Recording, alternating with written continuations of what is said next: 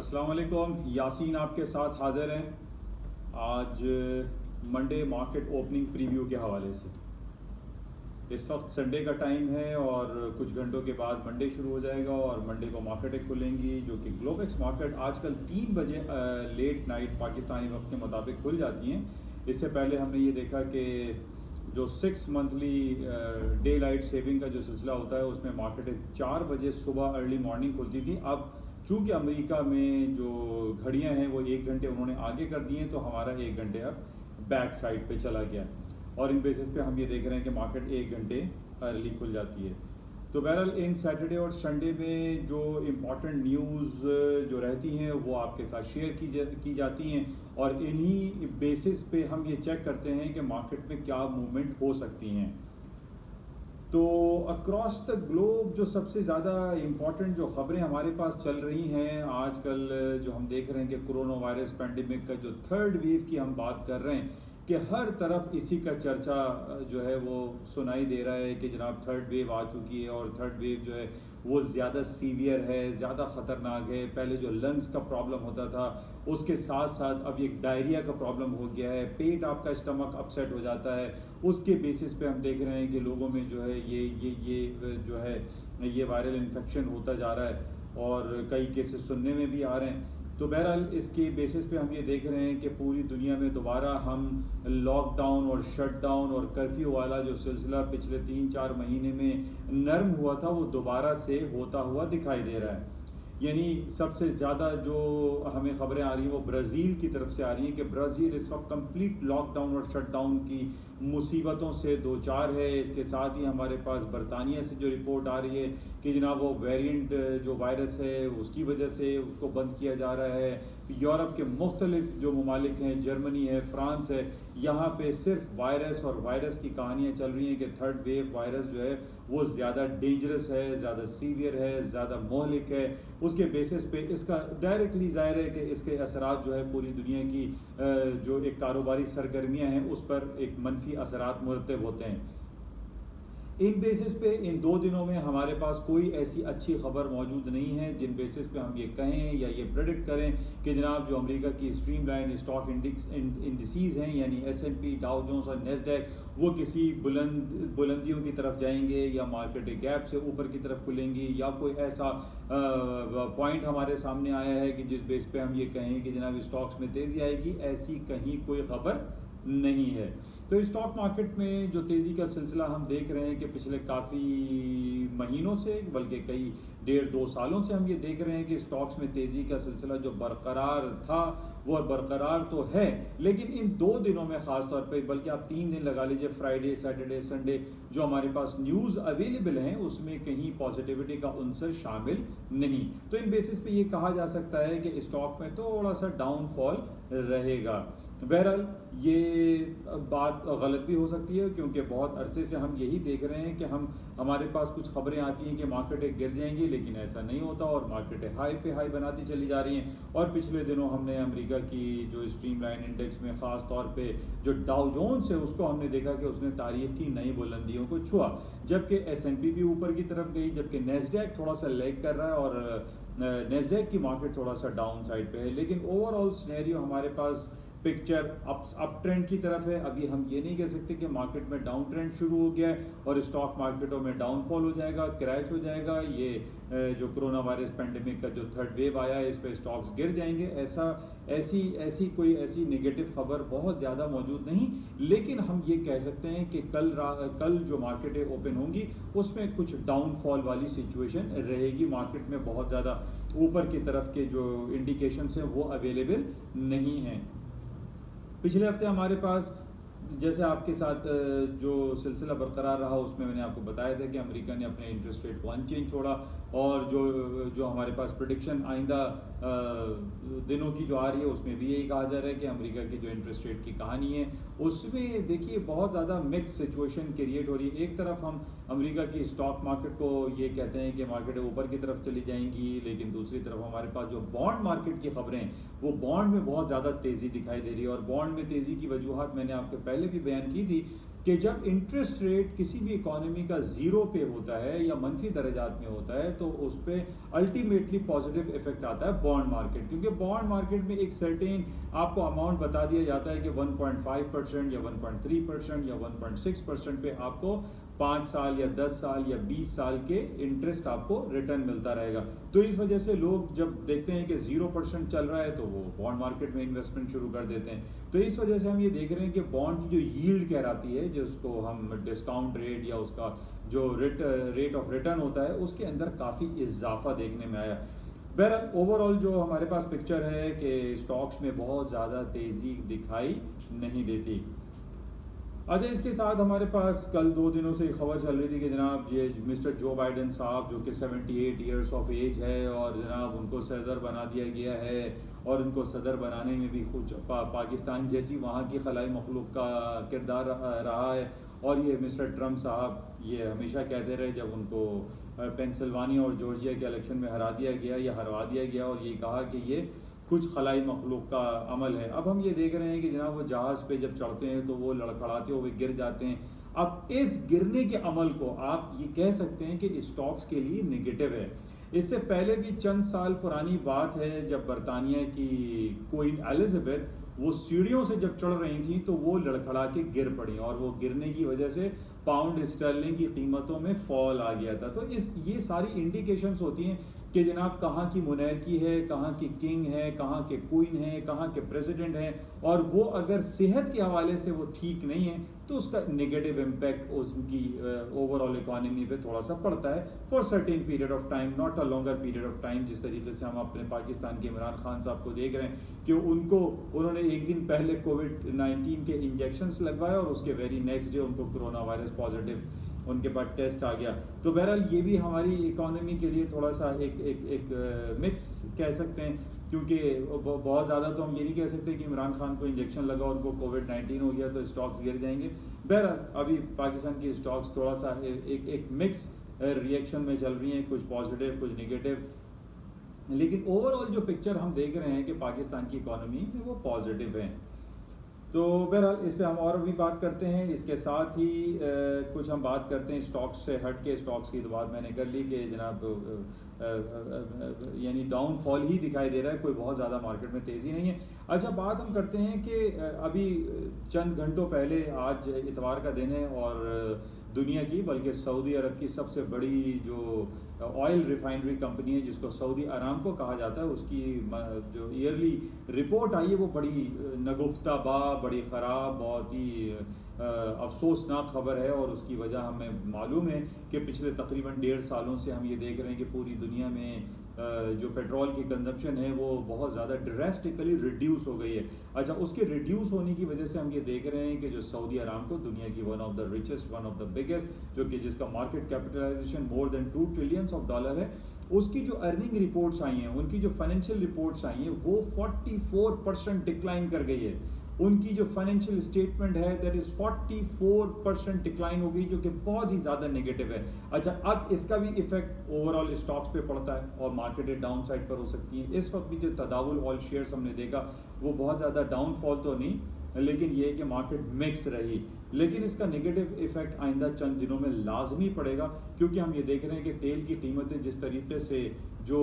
70 और 80 और $100 पे चला करती थी, और पिछले 1 साल पहले जब कोविड-19 का सिलसिला शुरू हुआ तो मार्च में हमने देखा कि $40 माइनस क्रूड ऑयल की प्राइसेस हो गई थी, और इसका लाजमी तौर पे जो नेगेटिव इम्पैक्ट है वो सऊदी अरामको पर पड़ा। और आज हमारे पास जो रिपोर्ट आई है वो 44% डिक्लाइन कर गई है उनकी फाइनेंशियल स्टेटमेंट, जो कि एक बहुत लम्हे फिक्रिया है। हालांकि इससे पहले भी मैं इसके बेसिस पे आप लोगों से बहुत सारी बातें शेयर करता रहा कि जनाब जो सऊदी अरब के ऊपर बहुत ज़्यादा एक प्रेशर बिल्डअप किया जा रहा है यूरोपियन यूनियन की तरफ से, या आप कह लीजिए कि अमेरिकन जो हुकूमत हैं या अमेरिकन लॉबीज़ की तरफ से, कि जनाब सऊदी अरब के ऊपर ये प्रेशर है कि वो जल्द अज जल्द सूनर दैन लेटर जल्द अज जल्द इसराइल की इंटेग्रिटी को एक्सेप्ट करे। और इसराइल को अगर वो एक्सेप्ट नहीं करता तो उसको फाइनेंशियल क्रंच का सामना करना पड़ रहा है और पड़ता रहेगा। और इसके असरात हम देख रहे हैं कि कोविड-19, अब चाहे ये एक कॉन्स्पिरेसी थ्योरी है या इसको हम कह सकते हैं कि बहुत सारी दुनिया की फाइनेंशियल स्टेबिलिटी को स्टेक पे लाने के मुतरादिफ है। और हम ये देख रहे हैं कि इसमें सरफहरिस्त सऊदी हुकूमत है और अरब कंट्रीज़ में सबसे ज़्यादा नेगेटिव इफेक्ट इसका आ रहा है कोविड-19 की वजह से। हज और उम्रा और डिफरेंट जो ज़ियारत हैं, वो ज़ियारत के लिए लोग सऊदी अरब जाया करते थे, वो जाना बंद हो चुका है। जब बंद हो चुका है, जिसकी वजह से हम देख रहे हैं कि पेट्रोल के कंजम्पशन की जो डिमांड थी वो बहुत ज़्यादा डिक्लाइन कर गई है। और उसका डायरेक्टली इफेक्ट हम देख रहे हैं कि सऊदी अरामको की कीमतों में आया है और 44% उसकी रेवेन्यू जनरेशन, उसकी EPS, उसकी सारी चीज़ों में नेगेटिव इफेक्ट्स आए हैं। तो ये हम कह सकते हैं कि जनाब ना लोग हज और उम्रे के लिए भी नहीं जा रहे हैं। और इसी वजह से हम देख रहे हैं कि वहाँ के जो तकरीबन पिछले हफ्ते जो रिपोर्ट आई थी कि 13,000 कमोबेश 13,000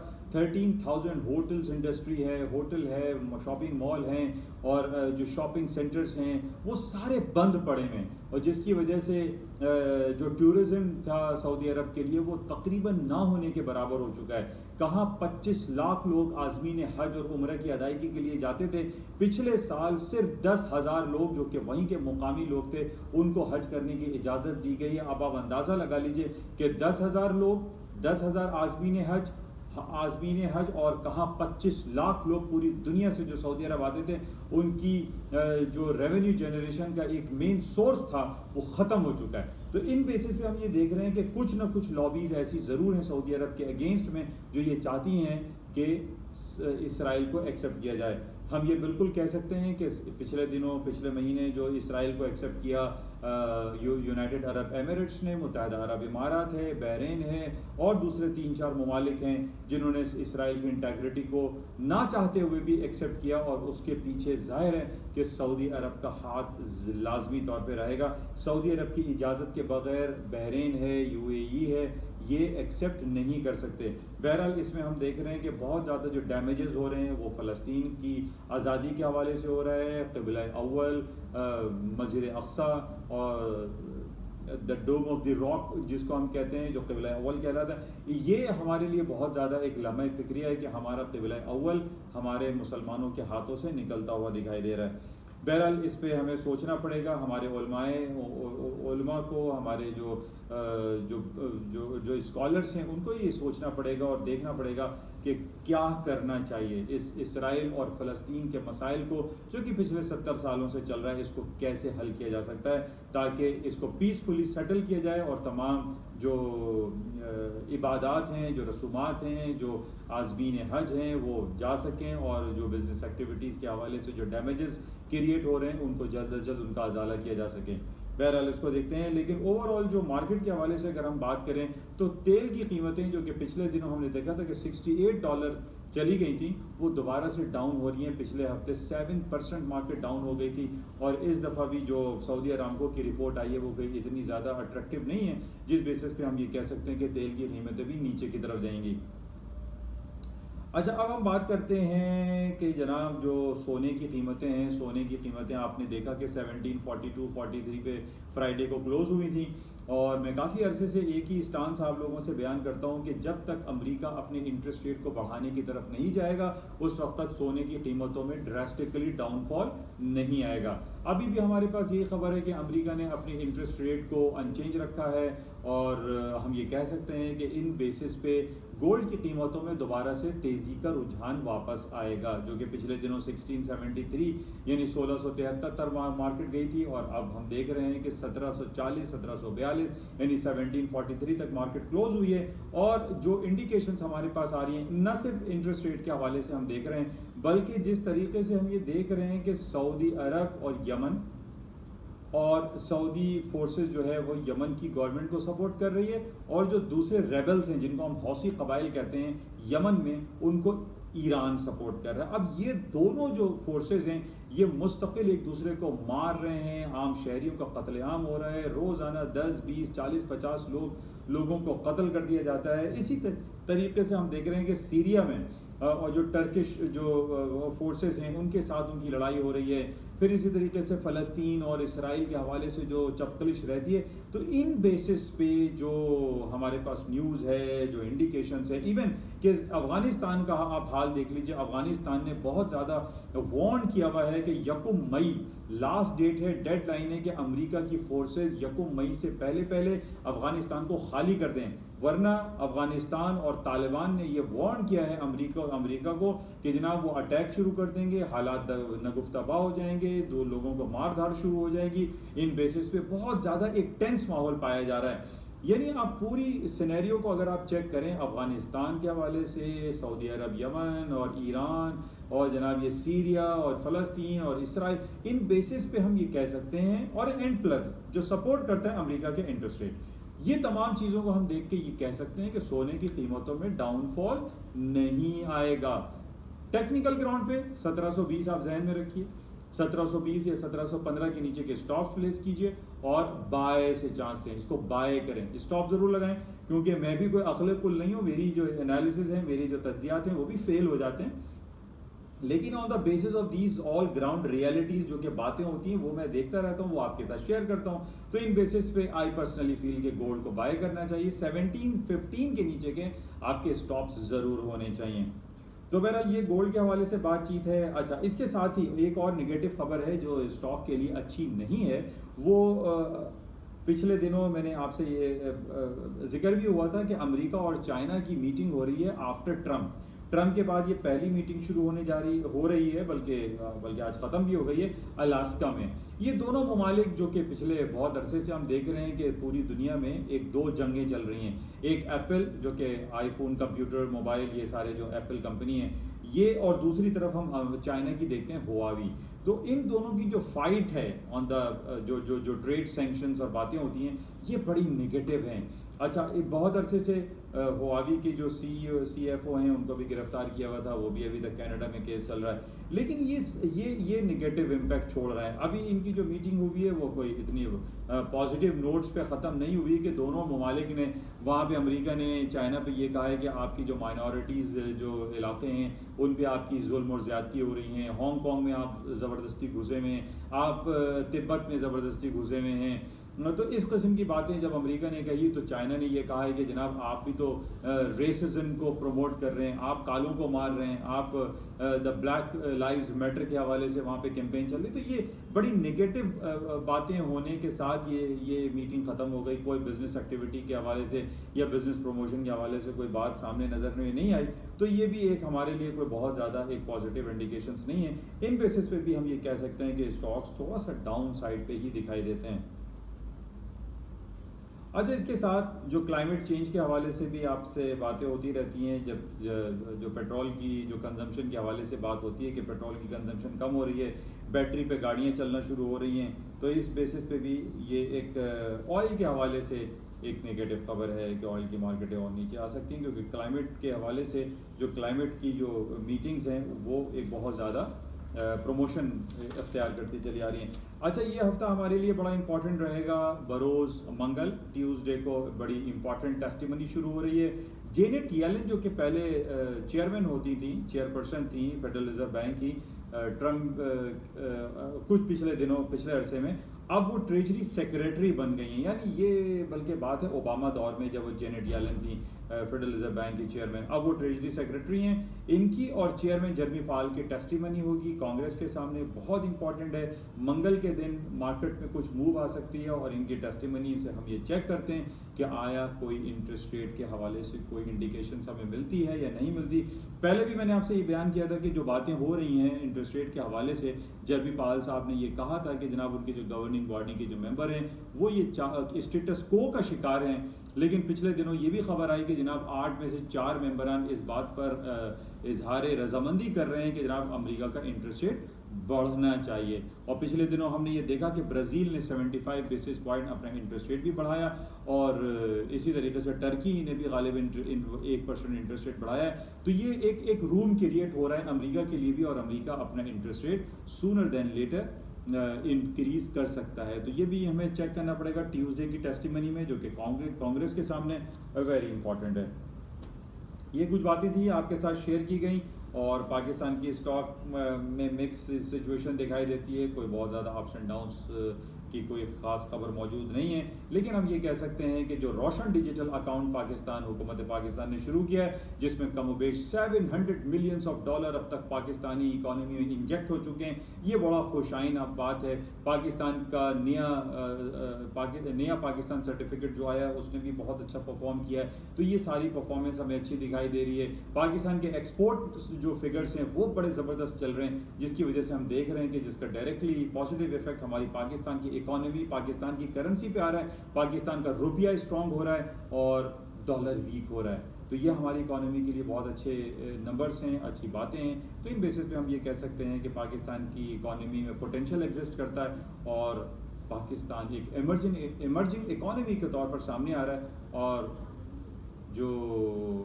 हमारे पास जो ऑप्शंस हैं उनको एक्सरसाइज करते हुए पाकिस्तानी इकॉनमी में इन्वेस्ट करना चाहिए।